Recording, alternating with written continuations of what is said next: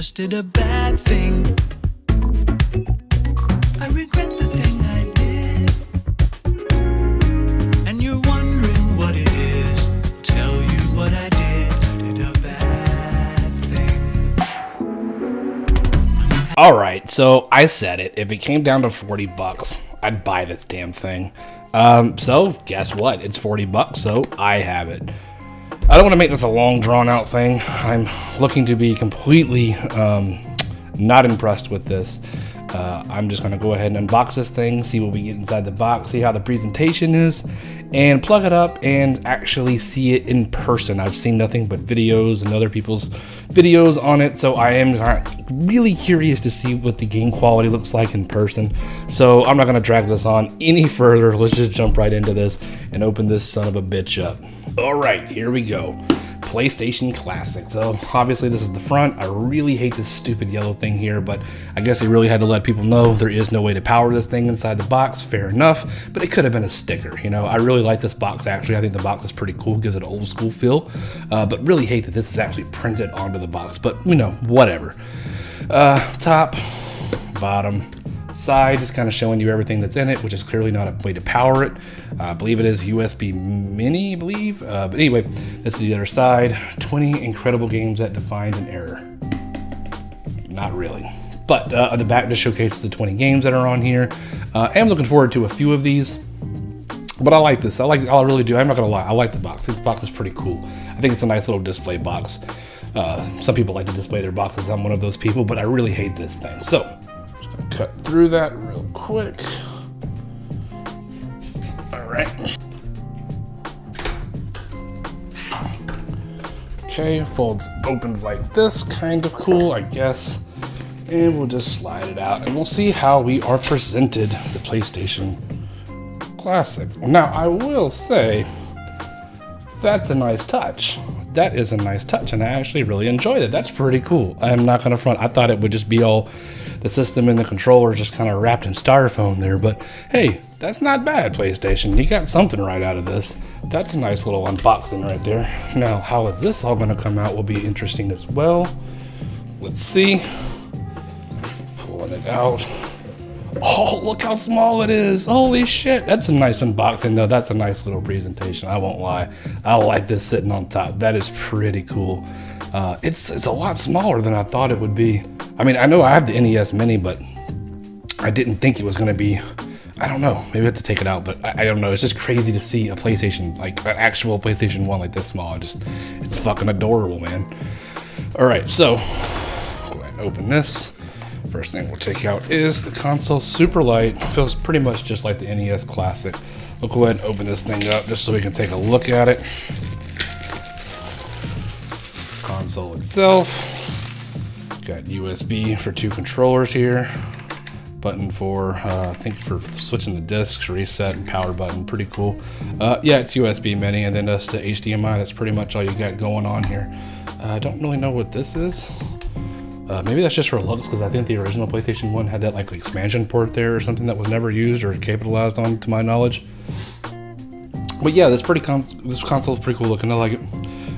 Definitely just gonna probably collect a lot of dust, but I think it'll look good collecting dust. Looks pretty cool. All right, moving on. Okay, so I was trying to figure out what they did here, but it looks like they have compartments where stuff is in. So here we got a HDMI, pretty standard stuff. And down here, it looks like we've got the controllers. They're kind of hard to get out that way. Here, let's go ahead and do this. Man, this shit is like origami, bro. Okay, well that works, that works. All right, now we're getting into the controllers. All right, let's take a look at one of them. You do get 2 of these.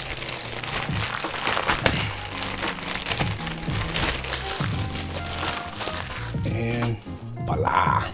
I like it, man. Dude, I don't know, man. It kind of even, I know that's kind of weird that I smelt it, but it kind of like just smelled like a PlayStation 1, man. I don't know if it's just me, they just had that smell, but the feel right away, oh man, it feels so foreign, but it feels so familiar at the same time. It's kind of nostalgia, like a motherfucker holding this thing. No, but it's super light. Here's the end of it. This is the USB. These are the standard USB. There is no analog, but whatever. That doesn't really concern me too much. It would have been nice if they had that, but they didn't. Cord is a hell of a lot longer than an NES Classic. No, it's not bad. I want to say this is probably about 3.5, maybe 4 feet. So Sony at least got that right. But controllers are pretty dope. There's a lot of nostalgia feels coming right back. Buttons are all clicky. Feels just familiar as they would with any other PlayStation product, but pretty cool stuff there. And like I said, you get 2 of them. But anyway, that's pretty much everything inside the box other than the second controller. And yeah, that's it. Let's go ahead and plug this thing up, take a look at what's on it. Dying to see what the visuals look like. Let's go. Okay, I did want to mention that it does come with a USB with a micro USB on it. This must have just slid out somewhere. I guess I got kind of excited with those controllers. But it does come with this cord, but it doesn't come with a brick to plug into a power source. So it does come with this cord. All right, first impressions of the PlayStation. Let's see. Gotta love that. Gotta love that, though. Okay, so let's see. English, of course. Console. All right, change virtual disk. Quit the game and go back to the home screen. Easy enough. How does it look like this, though? They could have not been any more creative. I mean, I guess it kind of works in the context of what PS1 would kind of look like. But, okay, anyway, let's just fucking play something. Shit, let's do this. I mean, I know that PlayStation 1 does not look great. You know, a lot of the games have not aged well. But wow, I mean, the fucking 8-bit NES. Jesus, it looks so much better than this. It looks so... I don't know, I mean, I expected it to look bad, but like, I feel like it even looks worse than like a fucking original hardware. Honest to God, I feel like it looks fucking worse. I will say though, playing with the controller is kind of, like I said, a lot of nostalgia, but it feels so fucking weird after all these fucking years. I can't seem to get used to it right away. But all the buttons are pretty fucking great on it. They feel really good. Alrighty, back into the thick of it. I don't remember this game controlling this fucking bad, though. Why does it feel like this? I mean, time will change shit, but Jesus, I do not remember this game controlling like this, or looking like this. Maybe I was just, you know, thinking about it a different way, but Jesus, it just looks so... shit. I mean, honestly, after finally having this thing in my hand and seeing the limited fucking games that are on here, the piss poor quality of it, yeah, I mean, I get it. I get it why it's down to $40 so fast. I mean, and really, I've honestly, if I can justify it for $40, I don't know. You know, I'm not super impressed here. The game catalog is pretty shit. There's some fun ones in here. I mean, obviously there's Final Fantasy VII, that's great, but I have it on everything else. Grand Theft Auto, this will be fun to go back and play with. I know I played a little bit of it.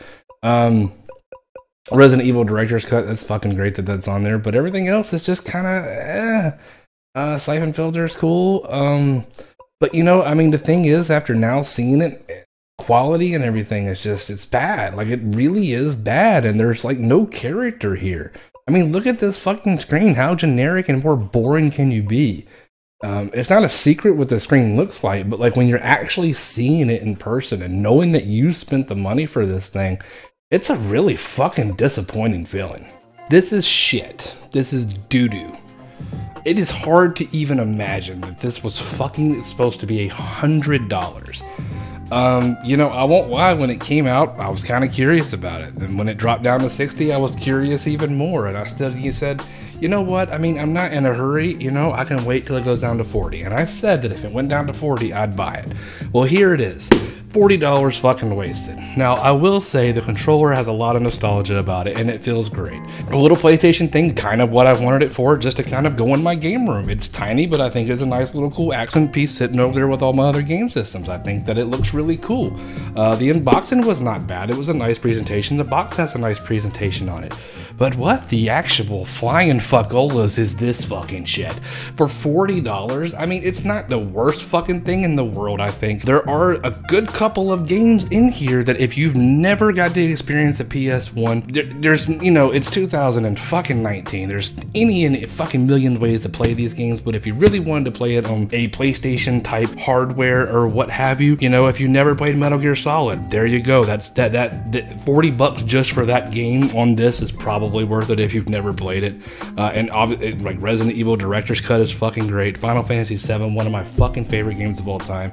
Oddworld Abe's Odyssey is fucking, that was a great game. All these other ones I'm not 100% that I was really into, but anyway, long story short, the catalog is got some good ones in there, some other ones I'm a little bit estranged to, but I won't mind playing around with. But you know, I mean, it just, the interface of it is fucking shit. I mean, it looks so fucking boring. I mean, how can you fuck up an interface? How can it be this fucking boring? There's fucking one save file. That's fucking retarded. It's absolutely retarded for something like this. And the quality of the games just look, I feel like they look worse than what the fucking original hardware was on. Maybe I have my rose-tinted goggles on and nostalgia goggles, and maybe I just haven't seen a PS1 in action in a long time, but I don't remember it looking that bad. I will admit I haven't seen one in action in quite some time, so it could be fucking neck and neck, or this could actually be worse. I honest to God feel like the actual graphics on this thing are worse than what I fucking remember playing an original PS1 on. Disappointing. I wasn't expecting to be blown away. Obviously, everyone and their grandma thinks this thing is fucking doo-doo and shit. But, you know, it kind of is. It kind of is. Anyway, that's all I got on the fucking PS Classic. I like the box. It's gonna hang out. That's gonna hang out over there. I might show my kids this stuff tomorrow.